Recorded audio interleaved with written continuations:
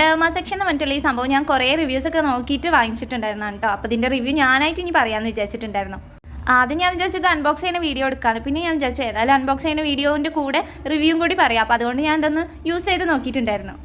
അപ്പോൾ ഇത് കുറച്ച് മുന്നൊക്കെ ഭയങ്കര വൈറലായിരുന്നു കേട്ടോ. ആൾക്കാരൊക്കെ ഭയങ്കരമായിട്ട് യൂസ് ചെയ്തിട്ടൊക്കെ ഉണ്ടായിരുന്നു. ഞാൻ അന്ന് തന്നെ നോക്കി വെച്ചിട്ടുണ്ടായിരുന്നു വാങ്ങിക്കണം എന്നുള്ളത്. ഇത് യൂസ് ചെയ്യാൻ പറ്റുകയെന്ന് പറഞ്ഞിട്ടുണ്ടെങ്കിൽ ചാർജർ വെച്ചിട്ടില്ല. ഞാൻ വിചാരിച്ചിട്ടുണ്ടായിരുന്നു ഇതിൻ്റെ കൂടെ കേബിൾ എന്തെങ്കിലും കിട്ടുന്നുള്ളത്. പക്ഷേ ഇതിൻ്റെ കൂടെ ബാറ്ററി ആയിരുന്നു കേട്ടോ. ബാറ്ററി ഇട്ടിട്ടാണ് നമ്മൾ യൂസ് ചെയ്യുക. പിന്നെ ഇതിൻ്റെ കൂടെ 3 ഇതുപോലുള്ള നോസിൽസ് വരുന്നുണ്ട് കേട്ടോ.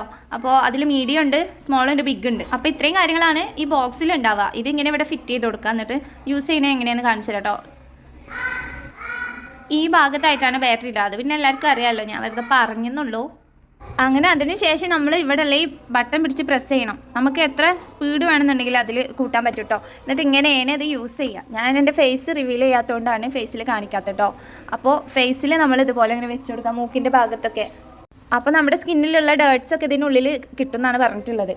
ഈ ബ്ലാക്ക് ഹെഡ്സും വൈറ്റ് ഹെഡ്സും ഒക്കെ കുറച്ചുകൂടി ക്ലിയർ വരാൻ വേണ്ടിയിട്ടോ ഞാൻ ഇങ്ങനെ വിരലിൽ കാണിച്ചു തരുന്നത്. അപ്പോൾ കണ്ടില്ലേ, നമ്മുടെ സ്കിന്നുള്ളിലേക്ക് ഇങ്ങനെ വലിഞ്ഞു പോകുന്നുണ്ട്. സത്യസന്ധമായിട്ട് പറയുകയാണെന്നുണ്ടെങ്കിൽ എനിക്ക് കുഴപ്പമില്ല, ഇഷ്ടപ്പെട്ടു കേട്ടോ. കാരണം നമ്മുടെ ആവശ്യം നടക്കും.